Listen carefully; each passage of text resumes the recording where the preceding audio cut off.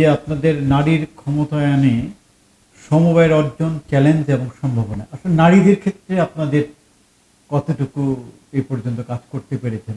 তার ন্যাশনালি কি একটা এফোর্ট আমাদের আর্ন করার ক্ষেত্রে দিতে পারছে পরিবার এবং দেশকে?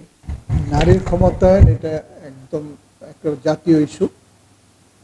শুধু জাতীয় ইস্যু বলবো না, এটা আন্তর্জাতিক একটা ইস্যু। এই ক্ষেত্রে আমরা সমবায় ট্রেনিং কিন্তু পিছিয়ে নিই।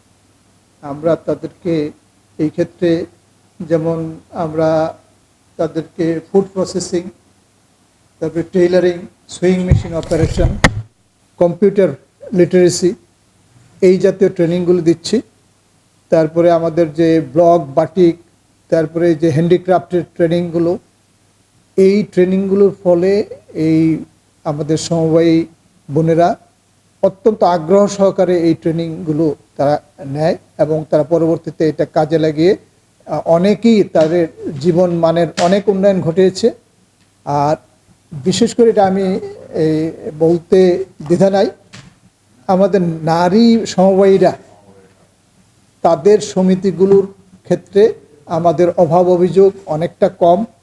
তাদের হিসাব সংরক্ষণের যে বিষয়টা তারা অত্যন্ত দক্ষতার সাথে করছে এবং তাদের সমিতিগুলোতে এই বৎসরের যে টার্নওভার এবং বৎসরের যে অর্জনটা যদি আমরা তুলনা করি, পার্সেন্টেজের দিক থেকে নারী সমবায় সমিতিগুলোর অর্জনটা বেশি।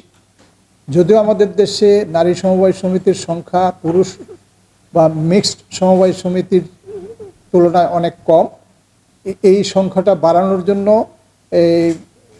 সরকার ইতিমধ্যেই নারীদেরকে যে ফ্যামিলি কার্ড, এই ফ্যামিলি কার্ডের এই বিষয়টাকে কেন্দ্র করে যেন আমরা নারী সমবায় সমিতির সংখ্যা বৃদ্ধি করতে পারি, এই বিষয়ে একটা নির্দেশনা অলরেডি সরকারের পক্ষ থেকে আমাদের কাছে এসেছে।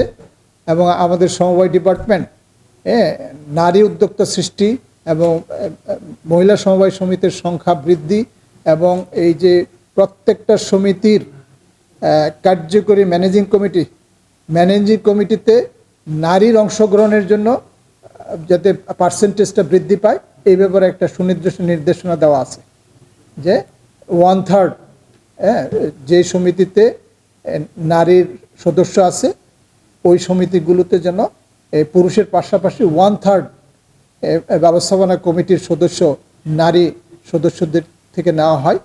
এবং এই ক্ষেত্রে আমি আমার যতটা অবজারভেশন, এই মহিলারা এই সমিতির হিসাব সংরক্ষণ, সমিতির ব্যবস্থাপনা, সমিতির মাধ্যমে কর্মসংস্থান সৃষ্টি, এই ক্ষেত্রে মহিলাদের সমিতিগুলো তুলনামূলকভাবে পার্সেন্টেজের দিক থেকে তারা এগিয়ে আছে এবং ওই সমিতিগুলোতে অনিয়ম, মামলা মোকদ্দমা বা হানাহানি এই পরিমাণটাও অনেক কম।